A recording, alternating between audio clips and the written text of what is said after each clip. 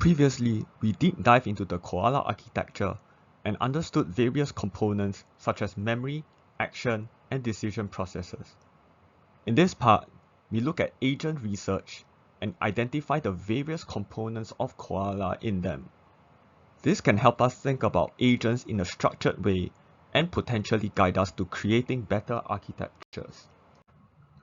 In the first half of this video, we look at existing agent research which preceded the CoALA paper, namely Voyager and generative agents. Generative agents takes place in a sim-style 2D world, where LLM-powered characters go about their daily lives and interact with each other. These characters, equipped with memory, actually plan their day and reflect from time to time. Here's a fun fact. In their literature review, the authors of generative agents actually recognized the contributions of cognitive architecture and identified their weaknesses. They then mentioned how the introduction of LLMs can offer a step towards believable agents, which is similar to the motivations of CoALA. The key result of the paper is that their agents are more believable than humans when assessed via interviews. In a sense, their agents pass the Turing test. Other interesting results include the emergence of coordination among the agents in planning a party, and various instances of information spread. Now, let's look at how it works. This is Klaus, and he sees a pile of books in front of him. This observation goes into the short-term memory, and then the episodic memory. He then decides to reflect because recent events influence him to do so. In this step, related knowledge is retrieved from the episodic and semantic memory into the working memory. For example, he remembers concluding that the book on gentrification was good. He also remembers searching for articles with the help of a librarian. He then reasons over these thoughts and concludes that he is dedicated to his research. This conclusion is then stored back into the semantic memory for future retrieval. And for convenience, I'll overlay the processes with the CoALA framework. In this example, we see how events and reflections from the past are used to construct newer conclusions, leading to increasing levels of abstraction. Voyager is an LLM-powered Minecraft agent which completes tasks like the ones you see in the video here. It learns these skills by writing and using code to interact with the environment. Some key results include unlocking tech tree milestones up to 15.3 times faster, as you can see from the graph on the right, 3.3 times more unique items, and it travels 2.3 times longer compared to other agents. What I find interesting about this work is that the code it writes to accomplish these tasks can be transferred to other agents to boost their performance. In Voyager, there are various agents, each with their specialized role. During training, the main agent that completes tasks, the action agent, asks, "What should I do?" The curriculum agent decides the task this way, takes the current observation and combines this with the history of completed and failed tasks, and reasons for the next task.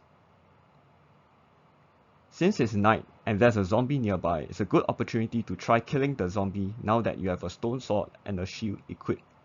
So the task is now assigned, kill one zombie. The action agent then retrieves potentially relevant skills in the form of code from its procedural memory and performs reasoning on how to complete the task. It writes this piece of code here, which makes use of the previously retrieved skills, craft shield, and craft stone sword. The code is then executed as the action, and we notice that the inventory has been updated. Now, we want to check if the task is completed. For this, the critic agent makes an observation and reasons for the answer.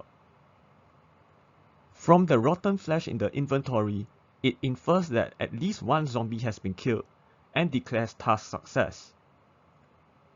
After task completion, the skills manager writes a function description for the code that completed the task, and stores it into the procedural memory for future retrieval. And thus, in this example, we see how Voyager builds compositional skills. Now, we look at works that were inspired by CoALA. They were published after CoALA and cited the paper. By studying these examples, we can learn how to use the CoALA framework as inspiration for new ideas. The first case study is Friday, a computer task agent that can do things like adjusting computer settings, manipulating spreadsheets, and creating web pages. The Friday agent is evaluated on the Gaia benchmark, which is meant to be a benchmark for general AI assistants. Some sample questions from the benchmark is shown on the left in order of increasing levels of difficulty. On the right, we see that Friday's performance on Gaia improves over GPT-4 baselines by a wide margin. It is also able to handle level 3 problems, something which GPT-4 baselines cannot. This is a reminder that even though LLMs might seem inaccessible because training one can be expensive, the CoALA architecture reminds us that there are so many more things around the LLM which we can experiment with and improve upon to get better results. Why not build a system, the cognitive architecture, to improve intelligence instead of just improving the LLM?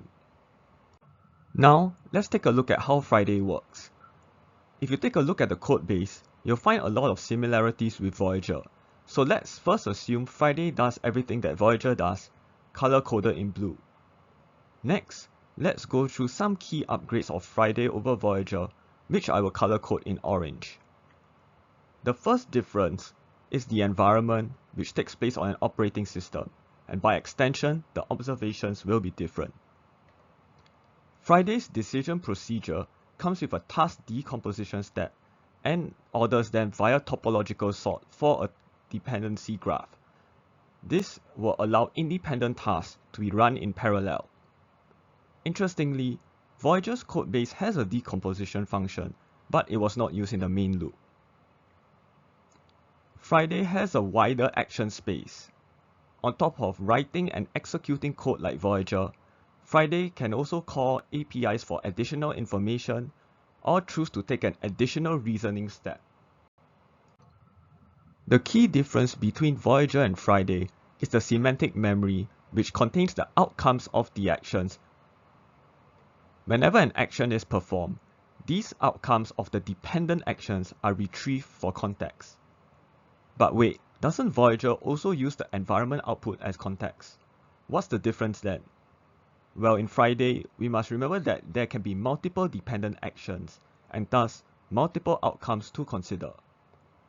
Also, since self-asking is considered an action, the semantic memory enables a form of hierarchical reasoning, much like the reflections tree in generative agents. Last, Friday's skill learning is thresholded, so it only stores the most valuable skills instead of all skills in Voyager. This is an example of how you can build new architectures by systematically looking at the components in CoALA. Another interesting piece of work which harnesses the power of cognitive architecture is arXiv, which is set in the text-based games environment called Text World, as you can see on the right. Such games require a form of long-term memory as the tasks tend to be long horizon. LLMs alone tend to struggle due to their limited context size. Yet, arXiv performs well on the benchmark and can produce interpretable, organized memories like the image on the left. Let's take a look at the results. The left image shows how arXiv can solve hard environments in Text World at a higher accuracy and speed compared to other baselines. One thing I'd like to point out is the summary baseline in purple, where LLMs summarize their findings at regular intervals and use that as the long-term memory. This method, while quite common in research these days, suffers from losing important information during the summarization step. arXiv does not have this problem. The image on the right shows how arXiv's performance in terms of accuracy and speed is actually quite comparable to humans. How did every graph manage to perform so well? First, its memory is quite different from previous examples. It stores information in knowledge hypergraphs, where for the semantic memory, objects and relations are stored. This forces the LLM to reason about relationships. During a rollout, the agent dynamically updates the knowledge graph by adding new information and removing outdated ones. Next, the knowledge graph connects both semantic and episodic memory, inspired by the interconnectedness of these memories in the human brain. This combination is sometimes known as the declarative memory. During planning and decision making, it retrieves not only via semantic similarity of embeddings, which focuses on concepts, but also episodic state similarity, where the query graph, constructed at a point in time, retrieves graphs constructed during different time steps if their states are similar.